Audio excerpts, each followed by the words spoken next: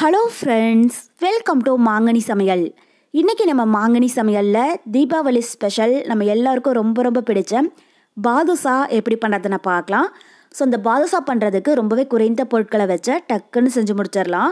பேக்கரியிலாம் வாங்கக்கூடிய மாதிரி நல்லா சாஃப்டாக ரொம்பவே ஜூஸியாக இருக்கும். ஸோ இந்த வீடியோவில் நான் சின்ன சின்ன டிப்ஸ் அண்ட் ட்ரிக்ஸ் எல்லாம் ஷேர் பண்ணியிருக்கேன். கடைசி வரைக்கும் வீடியோவை ஸ்கிப் பண்ணாமல் பார்த்துட்டு நீங்களும் இதே போல் ட்ரை பண்ணுங்கள். ஃபஸ்ட் டைம் செய்யும்போது நல்லா பர்ஃபெக்டான பாதுஷா உங்களாலையும் செய்ய முடியும். சரி வாங்க, இப்போ இந்த பாதுஷா எப்படி பண்ணுறதுன்னு பார்க்கலாம். பாதுஷா பண்ணுறதுக்கு ஃபஸ்ட்டு நம்ம மாவு பிசைஞ்சு எடுத்துக்கலாம். அதுக்கு ஒரு மிக்சிங் பவுலில் 200 கிராம் அளவுக்கு வெண்ணெய் எடுத்து வச்சுருக்கேன். அதை உள்ளே சேர்த்துடலாம். ஸோ பேக்கரியிலாம் பார்த்தீங்க அப்படின்னா டால்டா தான் பயன்படுத்துவாங்க. அது உடம்புக்கு அந்தளவுக்கு நல்லது கிடையாது. நம்ம வீட்லேயே செய்கிறதுனால வெண்ணெய் இல்லைன்னா நெய் சேர்த்துக்கோங்க. ஸோ வெண்ணெய் ஃப்ரிட்ஜில் வைக்காமல் ரூம் டெம்பரேச்சரில் இருக்கிற மாதிரி பார்த்துக்கோங்க. இது இப்போ மிக்சிங் பவுலில் சேர்த்துடலாம். சேர்த்துட்டு கூடவே 3 டேபிள் ஸ்பூன் சர்க்கரை, அப்புறம் 1/4 டீஸ்பூன் அளவுக்கு சமையல் சோடா அதிகமாக சேர்த்துடாதீங்க. நான் 1/2 கிலோ மைதா மாவு எடுத்திருக்கேன். ஸோ அதுக்கு 1/4 டீஸ்பூன் சேர்த்தோம் அப்படின்னாலே போதும்.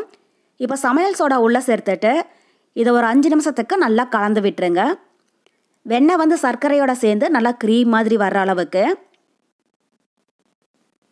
இது மாதிரி நல்லா அடித்து பிசைஞ்சிக்கோங்க. அப்போ தான் வெண்ணெயும் சர்க்கரையும் நல்லா ஒன்றா சேர்ந்து வரும். பாருங்கள், இப்போ வெண்ணெய் நல்லா க்ரீம் மாதிரி ஆயிடுச்சு. உங்களுக்கு பார்க்குற போதே தெரியும், அந்த டார்க் கலர் மாதிரி நல்லா லைட் கலர் வந்திருக்கு. இப்போ இது கூட 1/2 கிலோ அளவுக்கு மைதா மாவு எடுத்துருக்கேன். அதை உள்ளே சேர்த்துடலாம். ஸோ இது நமக்கு கப் கணக்கில் 3 கப் அளவு இருக்குது.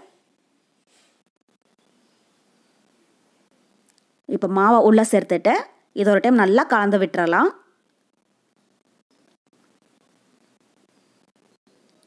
பாருங்கள், இது மாதிரி மாவை கைகளால் நல்லா அழுத்தம் கொடுத்து தேய்ச்சி உதிர்த்து விட்ட மாதிரி கலந்து விடுங்க. அப்போ தான் வெண்ணெய் நல்லா மாவோட சேர்ந்து வரும். பாதுஷாவும் ரொம்பவே சாஃப்டாகவும் உள்ள நல்லா லேயராகவும் இருக்கும்.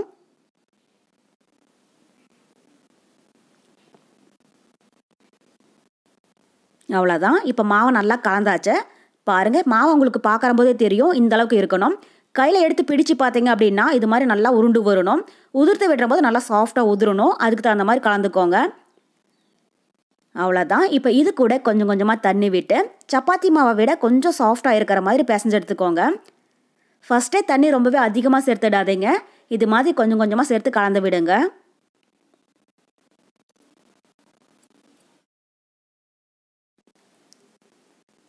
பாருங்கள், இப்போ மாவை நல்லா ஸ்மூத்தாக பிசைஞ்சாச்சு. இது அதிக நேரம் அடித்து பிசையணும் அப்படிங்கிறது கிடையாது. இது மாதிரி கைகளால் நல்லா அழுத்தம் கொடுத்து பிசைஞ்சிங்க அப்படின்னாலே போதும். அவ்வளோதான். இப்போ பாதுஷாவுக்கு மாவு தயாராகிடுச்சு. மாவோடைய பதம் பார்த்தீங்க அப்படின்னா இந்த அளவுக்கு நல்லா சாஃப்டாக இருக்கணும். கையில் தொட்டு பார்க்குற போது கையில் கொஞ்சம் கூட ஒட்டாமல் வரணும். அதுக்கு தகுந்த மாதிரி நீங்கள் தண்ணி சேர்த்து இந்த அளவுக்கு நல்லா சாஃப்டாக இருக்கிற மாதிரி பிசைஞ்சு எடுத்துக்கோங்க. இப்போ ஒரு மூடி போட்டு மூடி வச்சிடலாம். இது ஒரு 1/2 மணி நேரத்துக்கு நல்லா ஊறட்டும். இப்போ இந்த டைமில் நம்ம பாதுஷாவுக்கு சர்க்கரை பாகு ரெடி பண்ணி எடுத்துக்கலாம். இது ஒரு 1/2 மணி நேரத்துக்கு அப்படியே இருக்கட்டும். இப்போ அடுத்தது ஒரு கடாயில் 1/2 கிலோ அளவுக்கு சர்க்கரை எடுத்து வச்சுருக்கேன். அதை உள்ள சேர்த்துடலாம். ஸோ 1/2 கிலோ மைதா மாவு எடுத்தீங்க அப்படின்னா அதே அளவுக்கு சர்க்கரை சேர்த்துக்கோங்க. நமக்கு இனிப்பும் சர்க்கரை பாகும் சரியாக இருக்கும். ரொம்பவே அதிகமாக சேர்த்துட்டிங்க அப்படின்னாலும் சர்க்கரை பாகு மீதமாயிடும். குறைவாக சேர்த்திங்க அப்படின்னாலும் இனிப்பு பத்தாமல் போயிடும். கரெக்டாக நீங்கள் எந்த அளவுக்கு மைதா மாவு எடுக்கிறீங்களோ அதே அளவுக்கு சர்க்கரை சேர்த்திங்க அப்படின்னாலே போதும். இப்போ இது கூட சர்க்கரை நல்லா மூழ்கிற அளவுக்கு தண்ணி சேர்த்துடலாம். தண்ணி ரொம்பவே அதிகமாக சேர்த்துடாதீங்க. பாகு ரெடியாகிறதுக்கு ரொம்பவே டைம் எடுத்துக்கும். கரெக்டாக 1லேருந்து 1.5 கப் அளவுக்கு சேர்த்திங்கன்னா போதும். இப்போ தண்ணி உள்ளே சேர்த்துட்டு ஸ்டவ் மீடியம் ஹீட்டில் வச்சு இதை நல்லா காந்து விட்டுட்டே இருங்க. சர்க்கரை கரைஞ்சி நமக்கு பாகு ஒரு கம்பி பதம் வர அளவுக்கு.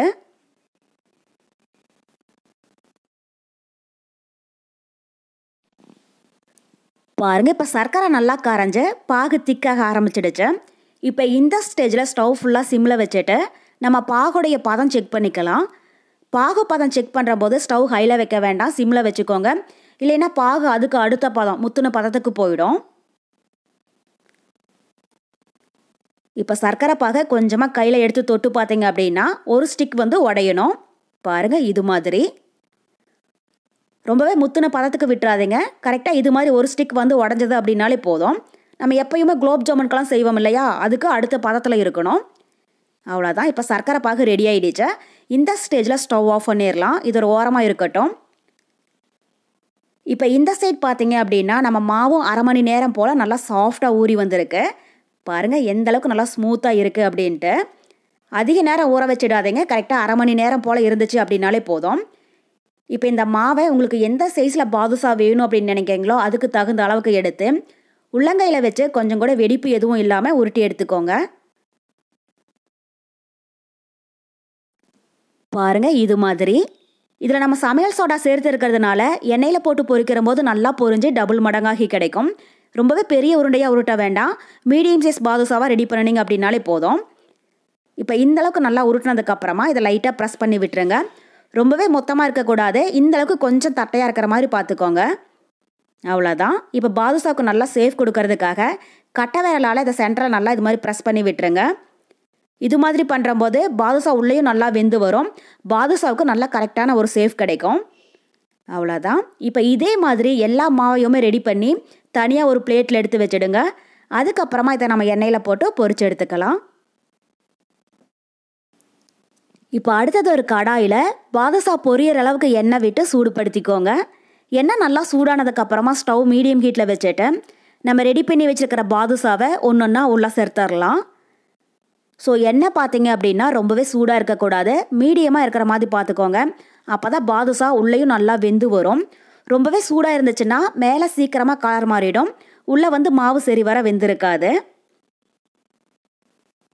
உங்களுக்கு பார்க்குற போதே தெரியும் பாதுஷா உள்ளே சேர்த்ததும் அது லைட்டாக தான் பொரிஞ்சு வருது. இந்த அளவுக்கு இருக்கணும்.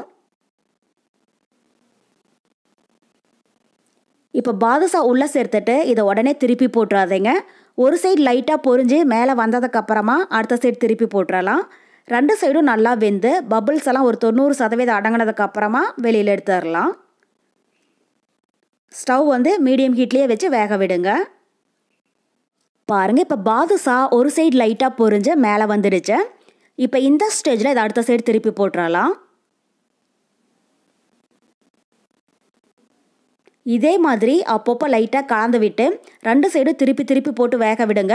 அப்போ தான் சுற்றியுமே ஒரே மாதிரி நல்லா பொரிஞ்சு வரும். கலந்து விடாமல் விட்டுட்டிங்க அப்படின்னா ஒரு சைடு வெந்தும் ஒரு சைடு வேகாமலும் இருக்கும். இனி வந்து ஸ்டவ் மீடியம் ஹீட்டில் வைக்க வேண்டாம். ஃபுல்லாக லோ ஃப்ளேமில் வச்சு கலந்து விடுங்க. பாருங்கள் இப்போ நம்ம பாதுஷா ரெண்டு சைடும் நல்லா பொரிஞ்சு பபிள்ஸ் எல்லாம் ஒரு 90% அடங்கிடுச்சு. ரொம்பவே கலர் மாற விட்டுடாதீங்க. இந்த அளவுக்கு லைட்டாக பொன்னிறமாச்சுன்னா போதும். இப்போ இந்த ஸ்டேஜில் இதை எண்ணெயிலேருந்து வடித்து நம்ம ரெடி பண்ணி வச்சுருக்கிற சர்க்கரை பாகில் சேர்த்துடலாம்.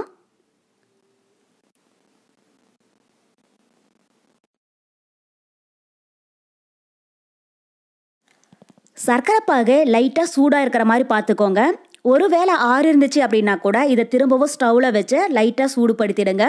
ஜீரா லைட்டாக சூடாக இருந்துச்சு அப்படின்னா தான் பாதுஷாக்குள்ளே சர்க்கரை பாகு நல்லா இறங்கி வரும். இப்போ பாதுஷா உள்ளே சேர்த்துட்டு இதை அடுத்த சைடு திருப்பி போட்டுடலாம்.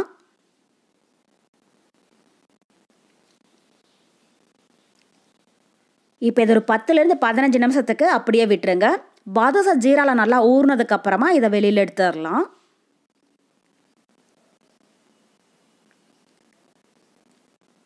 பாருங்கள் இப்போ ஒரு 15 நிமிஷம் போல் ஆகிடுச்சு. பாதுஷா வந்து ஜீராவில் நல்லா ஊறி வந்திருக்கு. இது இப்போ சர்க்கரை பாகுலேருந்து வடித்து தனியாக ஒரு பிளேட்டில் எடுத்து வச்சிடலாம். இதே மாதிரி எல்லா பாதுஷாவையுமே ஒரு பேட்சஸாக எண்ணெயில் போட்டு பொரித்து சர்க்கரை பாகில் சேர்த்துடுங்க. ஜீராலாம் நல்லா ஊறினதுக்கப்புறமா இதை வடித்து தனியாக ஒரு பிளேட்டில் எடுத்து வச்சுடுங்க. ஆறுனதுக்கப்புறமா ஒரு ஏர்டைட் பாக்ஸில் போட்டு ஸ்டோர் பண்ணி வச்சுட்டிங்க அப்படின்னா 10-15 நாள் வரைக்குமே ரொம்பவே நல்லா இருக்கும்.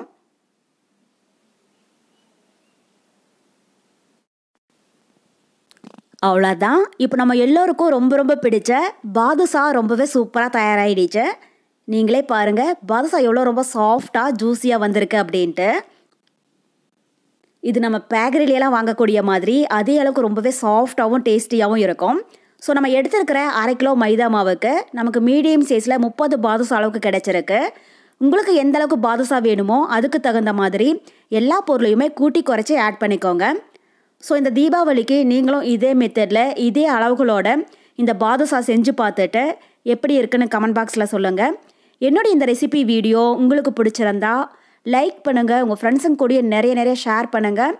மறக்காமல் மாங்கனி சமையலுக்கு சப்ஸ்கிரைப் பண்ணுங்கள். நன்றி.